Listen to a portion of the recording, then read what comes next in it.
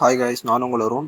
இந்த வீடியோவில் நம்ம எதை பற்றி பார்க்க போகிறோம் அப்படின்னா, நம்ம ஃபஸ்ட் இயர் ஃபிசியாலஜியில் வந்து இந்த ஏவியன் ரெஸ்பிரேஷன் பற்றி பார்க்க போகிறோம். அதாவது ஃபிசியாலஜியில் மொத்தம் வந்து ஏவியன்லேயே வந்து டைஜஷன், எக்ஸ்க்ரீஷன், ஸோ இந்த மாதிரி வரும். ஸோ இதில் வந்து இப்போ நம்ம பார்க்க போகிறது ஏவியன் ரெஸ்பிரேஷன். சரி வாங்க கைஸ், டைம் வேஸ்ட் பண்ணாமல் வீடியோக்குள்ளே போகலாம்.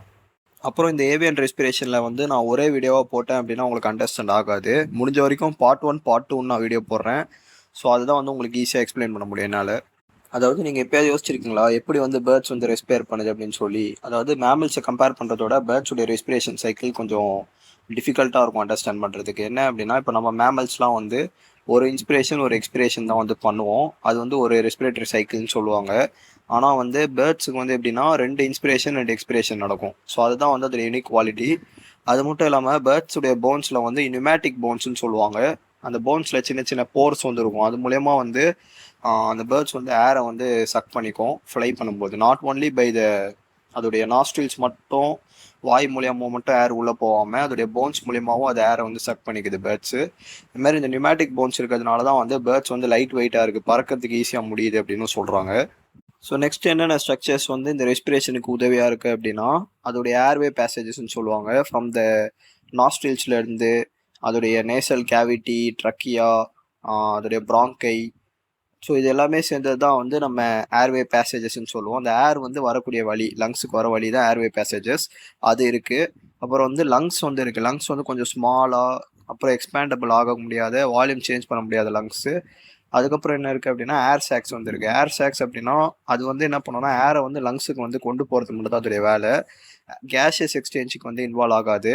ஸோ ஏர் சாக்ஸ் மொத்தம் 9 ஏர் சாக்ஸ் வந்து பேர்ட்ஸுக்கு இருக்கும். அதில் வந்து இன்டர்கிளாவிகுலார்னு ஒரு ஏர் சாக் இருக்குது. அது மட்டும் வந்து அன்பேர்டு ஏர் சாக்கு. ரிமைனிங் இருக்கக்கூடிய 4 ஏர் சாக்குமே வந்து பேர் இருக்குது. ஸோ டோட்டலாக 9 ஏர் சாக்கு. ஸோ நான் என்னென்ன ஏர் சாக்ஸ்ன்னு சொல்கிறேன். ஸோ வந்து cervical, interclavicular, anterior thoracic, posterior thoracic, abdominal air sac. So இதுதான் வந்து ஏர் சாக்ஸோட பேர். இதை 2ஆக பிரிப்பாங்க. Cranial group of air sacs, பாடல் குரூப் ஆஃப் ஏர் சாக்ஸ்னு. இந்த 2 குரூப் ஆஃப் ஏர் சாக்ஸ்க்கும் தனித்தனி ஃபங்க்ஷன்ஸ் இருக்குது. அதாவது எப்படி அப்படின்னா, அந்த பேர்டு வந்து இன்ஹேல் பண்ணுற ஏர் வந்து ஃபஸ்ட்டு போஸ்டீரியர் ஏர் சாக்ஸ்க்கு தான் போவோம். நெக்ஸ்ட்டு தான் வந்து அது வந்து பேராப்ராங்கே வழியாக போய் ஆன்டீரியர் ஏர் சாக் போயிட்டு தென் அது ட்ரக்கியா வழியாக எக்ஸ்பெல்ட் ஆயிரும். ஸோ இதோடைய மெக்கானிசம் நான் என்னுடைய பார்ட் 2 வீடியோவில் சொல்கிறேன் கிளியராக. ஸோ இப்போ general introduction about avian respiration மட்டும் இந்த வீடியோவில் முடிச்சுக்கலாம்.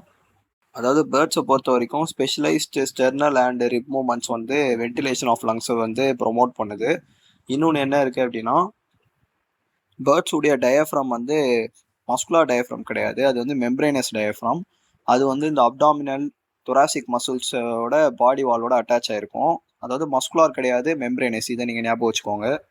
அப்புறம் பேர்ட்ஸை பொறுத்த வரைக்கும் இந்த எக்ஸ்பிரேஷன் அண்ட் இன்ஸ்பிரேஷன் இது ரெண்டுமே வந்து ஆக்டிவ் ப்ராசஸ் தான். அதாவது இன்ஸ்பிரேட்டரி மசில்ஸ் வந்து இன்வால்வ் ஆகும் போத் ப்ராசஸ்லையும். ஓகே கைஸ், உங்களுக்கு வந்து இந்த ஏவியன் ரெஸ்பிரேஷன் பற்றி ஏதாவது ஒரு கிளிம்ஸ் இந்த வீடியோவில் கிடச்சிருக்கும்னு நினைக்கிறேன். ஸோ என்னுடைய பார்ட் 2 வீடியோவில் நான் வந்து clear detailed mechanism of the avian respiration வந்து போடுறேன். அப்போ தான் உங்களுக்கு அண்டர்ஸ்டாண்டபிளாக இருக்கும்.